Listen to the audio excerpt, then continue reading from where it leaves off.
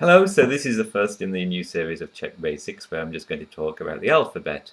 And unlike languages like Russian or even worse, Chinese or Japanese or Korean, which have quite alien scripts in a sense, the Czech language has a script that if you can speak a Latin-based language such as English, will be very familiar, just with a few little accents here and there, but it shouldn't be too much trouble. So I'm going to just talk about the alphabet with a little hint on how to pronounce each of the letters.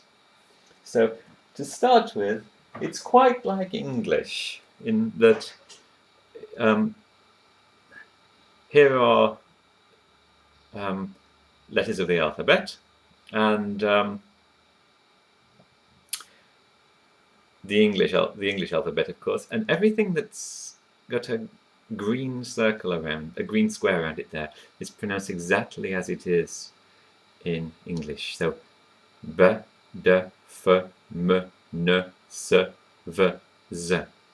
So no problems at all with those. The ones with a blue square with an asterisk, so the K, the P, and the T, are like English, but they're not aspirated. That means instead of going P, you just say P. It doesn't have the out breath. So instead of saying K, it's just K. No out, no blowing of air at the end. So that's called non-aspirated. And instead of saying T, it's just T. So it doesn't have the out breath. But apart from that, they're just like in English. Now, the ones that have a little hat above them, a sort of triangle above and a triangle below, those are vowels, of course, in English. And they are also in Czech. But also, so is the letter Y. That counts as a vowel. I'm going to come onto that in a second, onto the vowels in Czech. And the letters that I haven't put anything around, those are either have different pronunciation in Czech or only exist in loan words, words from foreign languages. For example, the letter Q is only used in Czech in foreign words, not in Czech itself. So now I'll go on to, I hope that gives a quick overview of how you can see it's quite similar to English. Now I'll go on to vowels. And there are actually a few more vowels than there are in English, but the pronunciation of them is quite easy. So A. Now this is actually pronounced a little bit like a posh version of the letter U. It's not pronounced like it is in English. So imagine you said the word CUP, not in the cup, sort of Northern English, but more in the cup, sort of halfway between the A and an E, so cup. Yeah? That's a cup. Then A with a charka, this is called a charka. This line, when it's added to a vowel, just extends how long it lasts. So ah, as in farm. Ah is in the AR in farm, so ah.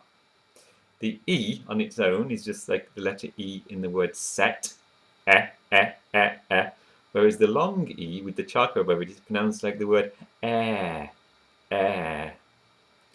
Now I and Y actually have exactly the same pronunciation. They're the same vowel in Czech actually. There's a reason for having the two of them, which we'll come to in a later video. They do have some distinction based on what letters are around them. But as an actual vowel, I and Y are the same, and it's just pronounced I, like in the word fish.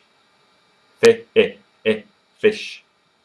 Whereas the ones with charka, the extended vowels are like E, like in the word eat, E.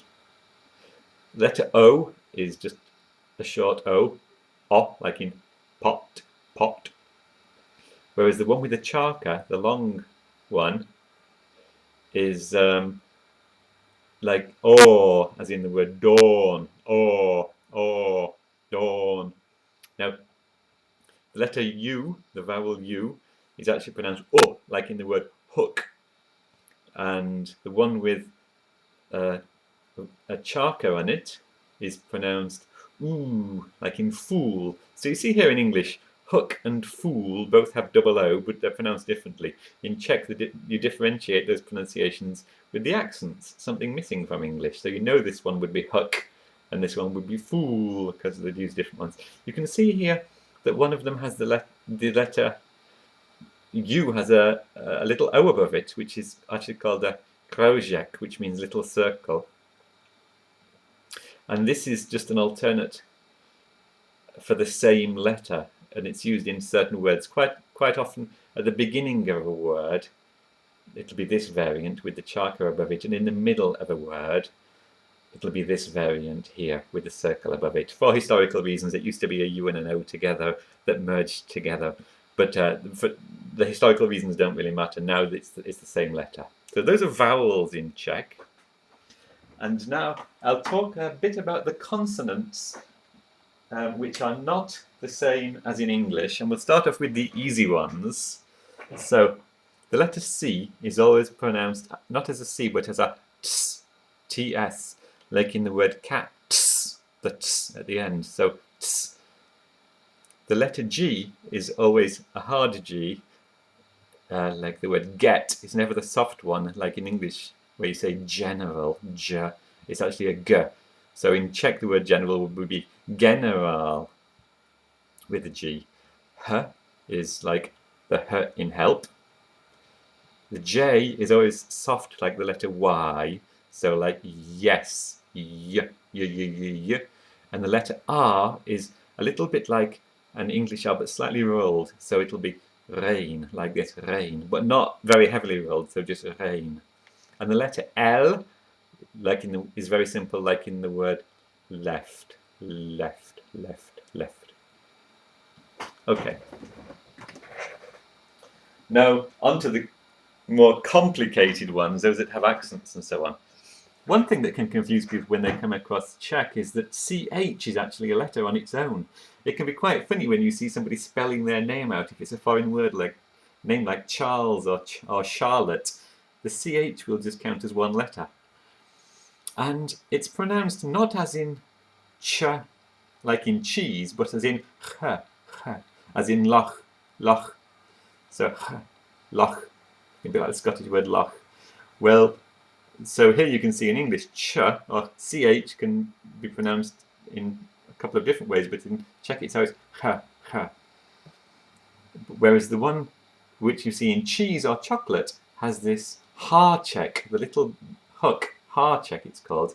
So this C with the háček isn't ts anymore, it's ch. It's softened. Cheese, ch, ch, ch.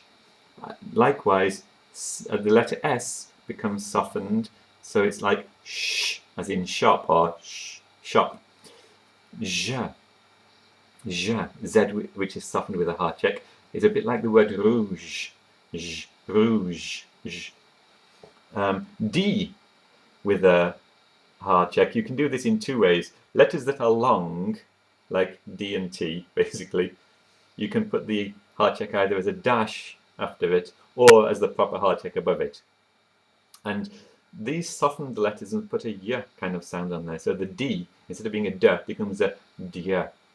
Like in the word dew, if it was pronounced dyo, dew, dew. So d and the first part of the E in a sense, so dear, dear. Same with tia, that's like the beginning of tune, tia, tia, tune. And nya, N with a háček becomes nya, like in new, nya, nya, nya. This is the hard one. It's written, well, it's pronounced ersh, ersh, but that's not how you actually use it in words. The way to use ersh in words is very, very, very complicated, and I'm not even going to mention it here. I have another video which I made a week or two ago that you can look at, how to pronounce ersh, and that gives a very, very simple overview. There are actually several different ways to pronounce it based on the context, but if you go and look at that video, it'll give you at least an approximation. But I've had a few questions on this, so I might make a video at some point, because ersh is the only letter that, according to linguists, is specific to Czech. Many other languages have something quite close to it, say in Polish and a few other languages, but the way it's pronounced in Czech is specific to Czech, and there are actually several pronunciations of it, and it takes a lifetime or even longer to master. So that's the Czech alphabet in brief. It's the first in my series of Czech basics, where I'm not going to try to teach the language, you can only teach it to yourself, but for people who've never seen it before, maybe this series will give some basic insights. Okay.